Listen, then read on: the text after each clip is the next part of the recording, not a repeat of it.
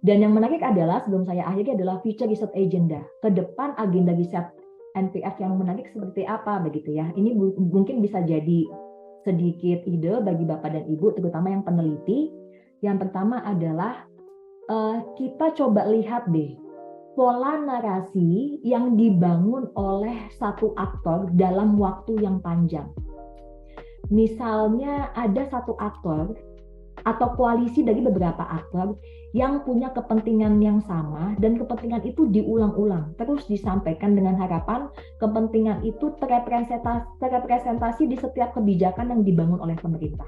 Coba kita lihat, dalam sekian tahun aktor ini ada, atau koalisi antar aktor ini ada, apakah narasi yang dia bangun sama atau berbeda-beda? Ada dinamika nggak dari pola narasi yang mereka konstruksi? Ada dinamika nggak dari pola narasi yang mereka bangun? Ini sesuatu hal yang sangat jarang ada di kajian NPF, melihat dinamika pola dari narasi dari satu aktor dalam longitudinal, dalam periode waktu yang lama. Kita juga bisa melihat bagaimana setiap aktor yang berada di konteks institusi yang berbeda ternyata membangun narasi dengan cara yang berbeda. Contoh yang mahasiswa saya lakukan, membandingkan media massa Malaysia versus media massa Indonesia ketika membahas soal penggunaan data ilegal seperti apa sih? Atau Bapak dan Ibu bisa saja melihat bagaimana ya media massa mendiskusikan soal kebijakan pemerintah mengenai pandemi COVID-19. Tapi dibandingkan media massa di Cina, media massa di Singapura, dan media massa di Indonesia, dan media massa di Thailand.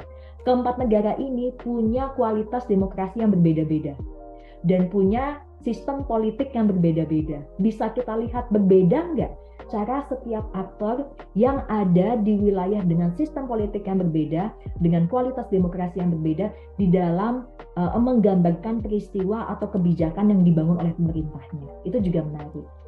Yang kedua adalah membandingkan pattern atau pola dari narasi dari beragam aktor ketika mereka berusaha mempengaruhi proses kebijakan. Let's say kebijakan RUU TPKS, yang kontra kan ada banyak ya, ada PKS, ada PAN, kalau tidak salah saya nggak tahu berapa kelompok kepentingan yang lain, tapi ada banyak kelompok kepentingan di dalamnya, dan mereka berada di satu koalisi. Pertanyaannya adalah ketika mereka sangat kontra dengan UU TPKS, narasi yang mereka bangun sama atau beda?